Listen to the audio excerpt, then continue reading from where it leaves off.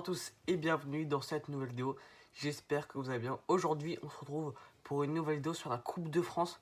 Il y en aura une nouvelle sur le tirage au sort des 8e de finale qui s'est déroulé hier à 20 h. Mais pour l'instant, on analyse les 16e de finale et surtout, on le débrief.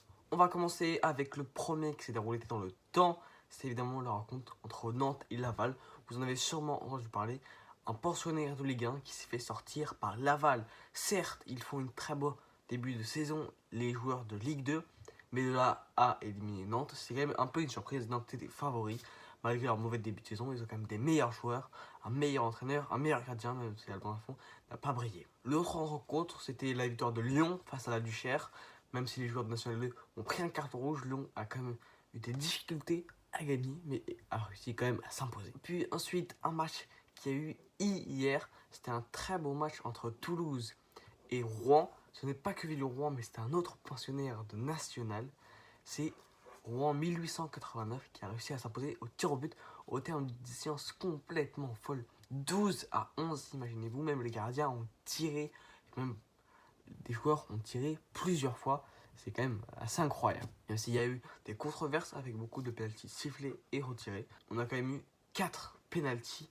Et ça, c'est sans compter évidemment la séance de pénalty qui est soldée sur une victoire d'énorme. Ensuite, c'est la rencontre évidemment entre le Paris Saint-Germain et Orléans. Les Parisiens étaient évidemment très favoris. Ils se sont déplacés quand même sans réelle envie, mais ils ont quand même respecté l'adversaire. Et ça, c'est très honorable. Même si place était très cher, il y avait quelques supporters parisiens qui chantaient leur amour pour le club. Mais les Parisiens ont quand même bel et bien réussi à s'imposer facilement 4-1, malgré une très belle résistance des Orléanais, qui ont montré qu'ils valaient quelque chose, même si c'est national, et qu'ils ne font pas une très belle saison. Gros soutien à Orléans, et on espère pour eux une deuxième bonne partie de saison nationale. Et puis le dernier match, peut-être le plus attendu, c'était le seul match entre deux clubs de Ligue 1. C'était entre l'Olympique de Marseille et Rennes. Je vous l'avais dit dans l'autre dernière vidéo sur la Coupe de France. C'était l'affiche aussi l'année dernière, aussi en 16e de finale. Marseille avait gagné, cette fois-ci on inverse la revanche prise par Rennes. Un partout au bout du match.